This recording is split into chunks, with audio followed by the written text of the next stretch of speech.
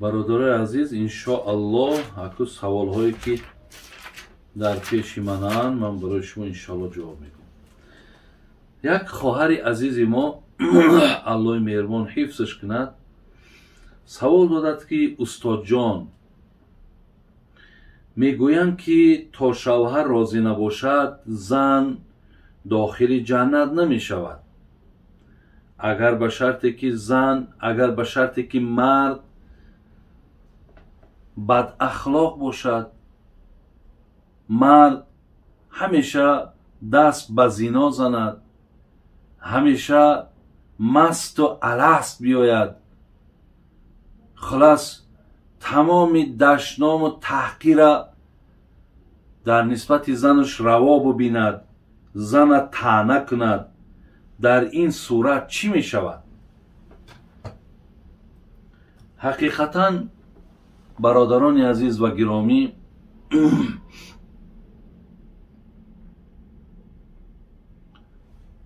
من در سوال و جواب پیشترک گفته بودم که دیگر در گرد همین زن و مرد بیا من دیگر صحبت نکنم، لیکن باز میستم اندیشه میکنم وقتی که الله درباره زن و مرد گپ میزند، رسول او وقتی که میفرماید وظیفه منم رسانیدن سخن الله و رسول است. برای من این سوال چند بار در محفل هایی که من میشینم برای من زنهایی هستند در همون محفل که میپرسند که داملا خلاص حقیقتا سخن الله و رسول است که رازگی مرد زن داخل جنت میکند. این درست، مقصد ایرا ما قبول داریم، زیرا این ایرا الله و رسول گفته است. لیکن وقتی مردی که دارای این خصلت ها باشد او ایرا چخیل ما مقصد راضی کرده میتونیم در نسبت این خیل مرد مقصد ما چی معامله کنیم؟ از این لحاظ خواهرای مادرای عزیز، من چندین بارها گفته بودم که این سخن من یا این گفته من با این معنا هست که شوهری که اگر از حق و حقوق شما وقت دفاع میکنه، یعنی گپ در سر مرد می رود که البته به البته چی وظیفه بزیمه او هست، او از وظیفه های خودش مقصد 100% برآمدگی است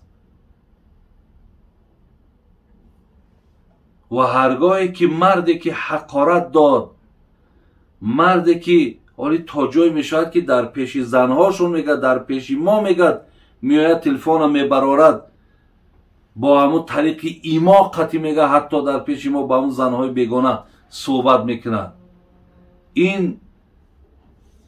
این ریزاگی که من میگویم این به این مردها یگان ربطی نداره خواهر عزیز. یعنی تا زمانی که اینها خودشون اصلاح نکنن، تا زمانی که با شما معامله خوب کنن و شما وقتی که اینها را ملال میکنین، خفه میکنین، دلهاشون سیاه میکنین، خلاص همین مرد از خودتان ناراضی میکنین، انا اینجا در شما روی جنت نمیبینین. یکی وقتی که اینها در حق شما اینقدر جبر کنن، ظلم کنن، شما همون مقدار توانایی یا همون لازمه ای که بگردنتون هست که لباسی او را میشوی، طعامش تیار میکنی، خلاص همونها را شما اجرا کنین، دیگر این آدم دلش ای تو راضی هست نیست، با زبانش میگد نمیگه، ایناش اعتبار نداره. الله مهربان توفیق داده.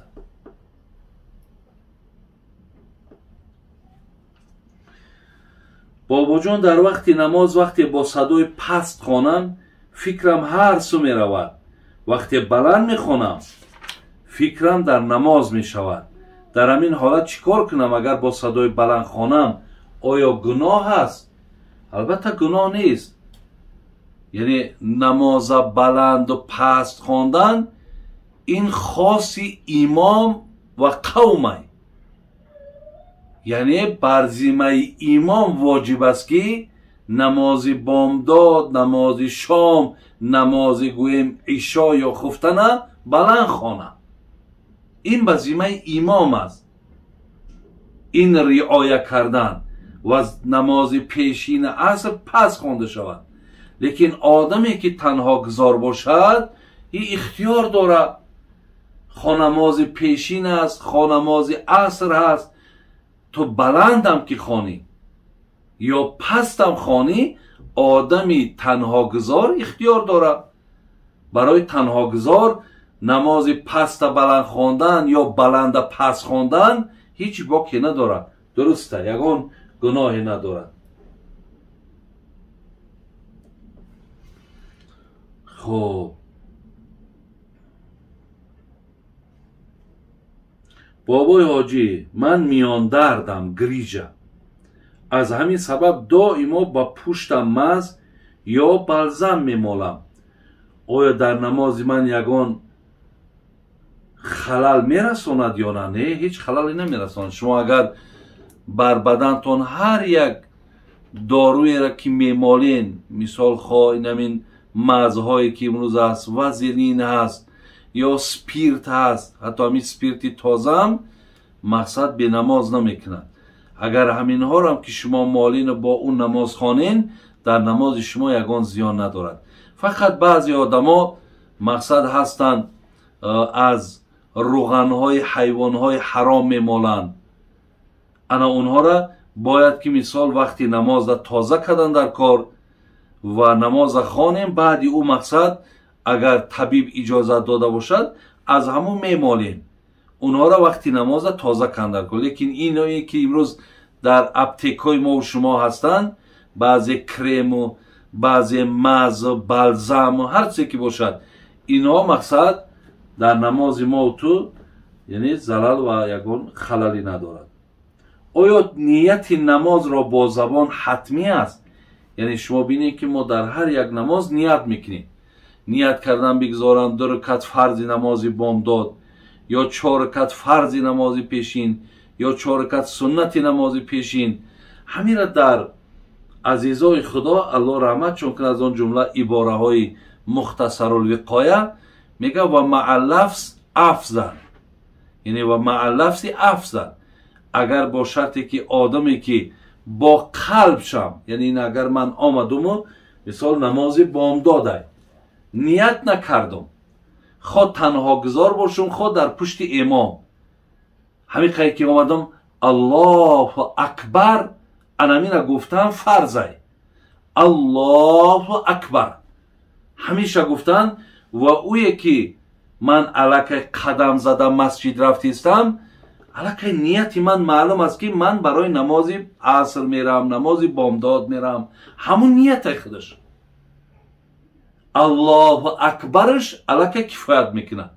لیکن عزیزای خدا میگن که اگر با زبانش بگرد این مقصد چی است؟ خوبه، بهتره.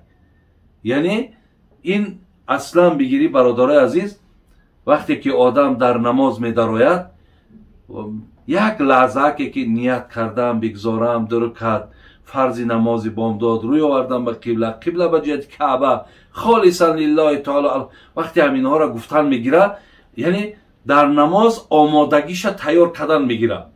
و یک دینه که در مسابقه ها انا اول یک بار مردم نمیدود، اگر مسابقه دویدن باشد یا اسب دوانی باشد اول منشان میکنن و خب میگن تیار شوین، یا روزا ستارت میگن. انا همین تیار شدنه، یعنی علاکه ما تیار شده سیم که حاضر در درونی عبادت میداریم که دیگر جمعی کارهای دنیا در حالت عبادت برای ما حرامه، برای یک تیاریه. از همین لحاظ میگن که تیار شده و در آمدن بهتره. و ایلا اگر مقصد الله اکبر هم که بگرد نمازش درست میشه. بابای حاجی، من دانشجو هستم، گوید که در اسلام حکم پاره دهنده و پاره گیرنده چی هست؟ اصلا برادرای عزیز و گرامی، رسول اکرم صلی الله علیه و سلم پیغمبر نازنینمون گفتن که الراشی و المرتشی فی النار، پاره دهنده و پارهگیر هر دو در آتش دوزخند. اکو پارهخورش کو معلوم، پارهخور مقصد معلوم است که این آدم یک آدمی ظالمه، زیرا پاره میخوره و کار با پاره پیش میبره. لیکن آدم پاره دهنده چی؟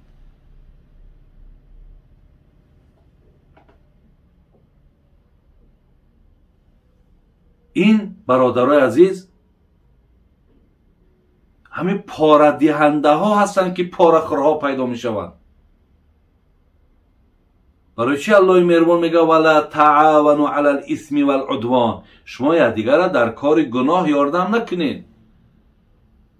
وقتی او در مثال گرفتنی پاره خودش حرام، وقتی تو یاردمش میکنی تو هم شریکی، یعنی تو هم از پارهخور یگان فرقی نداری، زیرا او را تو پارهخور کرده. مقصد تو را در همین کار گناه یاردم که میکنی همین کار رواج یافته سه. اگر پاره نتی وای از کجا دیگر مقصد همین کار از بین میرود، جامعه آباد میشود.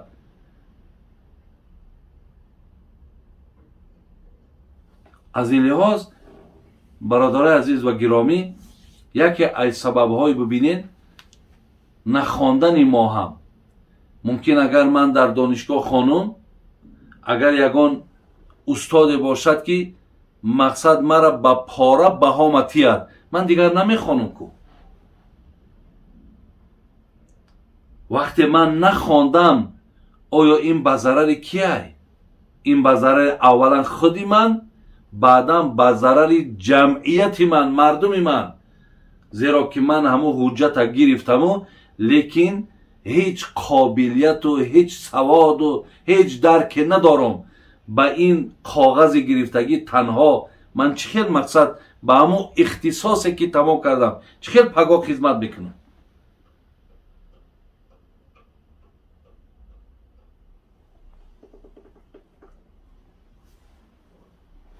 برای همین هر دی اینها در آتش جهنمند. و یک حدیث داشتیم پیامبر میگه که القاتل و المقتول فی النار، گفتن کشنده و کشته شده هر دو در آتش جهنمند.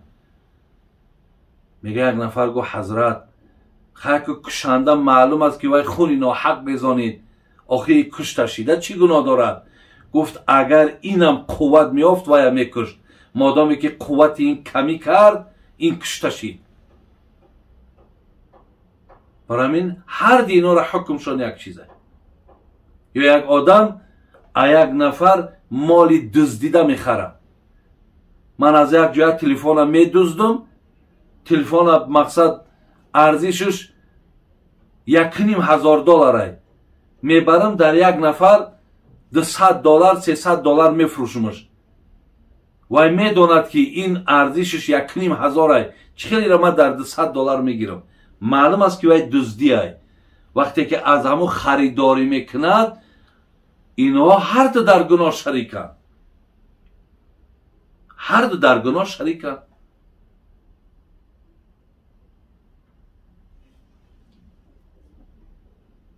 استاد صوفی زاده ها کیا هم و آیا در زمان ما صوفی ها هستند؟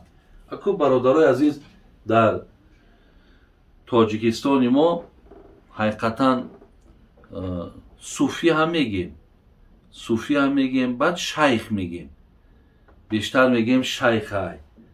در بعضی منطقه ها صوفی هم استفاده میشود. البته صوفی هم برادرای عزیز کلمه عربیه، یعنی به معنای آدم پاک هم میاد. یعنی آدم پاک، آدمی که به یگان مقصد گناه، به یگان معصیت دست نمیزنه. و صوفی آدمی جنده پوش هم میگن، یعنی لباس های بسیار عادی میپوشه، لباس های بی ارزش میپوشه، یعنی به معنایی که تماما به دنیا رغبت نداره. اینها را برادر عزیز صوفی میگن.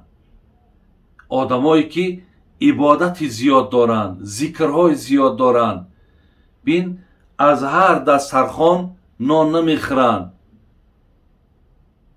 بسیار یعنی تقوا میکنن، بسیار احتیاط میکنن. یا را میگن صوفی، یا را میگن شیخ.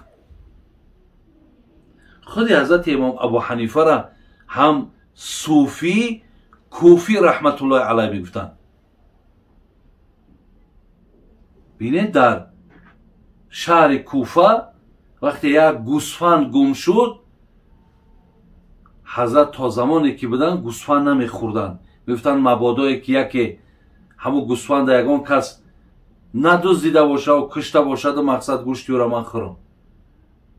یا یک ظالم هم میگه دید که دسترخوانش در دریا وقتی تکان، دیگه تا زمانی که بود دیگه ماهی نمیخورد. یعنی برادر از این را که میگن احتیاط، یا را میگن تقوا. انا صوفی ها همون نفرهای هستن که به دنیا رغبت ندارن، پروای دنیا ندارن. در زمان ما هست یا نیست، برادر از دنیا که از اینا خالی نیست. البته در دنیا نفرهای با تقوا بسیار است، آدمایی که احتیاط میکنن بسیار هستن، حرکت میکنن حرام نخورن، حرکت میکنن که مقصد راه خطا در قدم نزنن. انشاءالله در جامعه ما هم هست، چرا نیست؟ دنیا از این خیل بنده ها خالی نیست. انا صوفی ها برادر عزیز، همین نفرها را صوفی میگن، همین ها را شیخ میگن. اکو بعضی صوفی هایی را که مقصد برادرها در نظر دارن که بسیارتر هر یک حرکتاشون را میبینن که خلاص از ریا خالی نیست، ای خودنمایی خالی نیست، بعدا ممکن در راستی صوفی ها گمانهای بد پیدا کنن. اکو برادر عزیز و گرامی، در همه جامعه مقصد وقتی ما در راستی صوفی میبینیم که در اوی میل دنیا باشد، آیا در دامله ها نیستن؟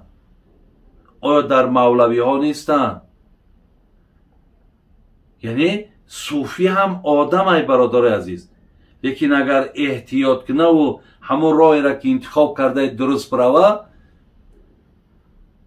یگان حرکت عملش بر مقابل آیت حدیث نباشد، ای چی دارد؟ همین ذکر دارد، ذکر بسیار میکند، نماز شب زنده داری دارد.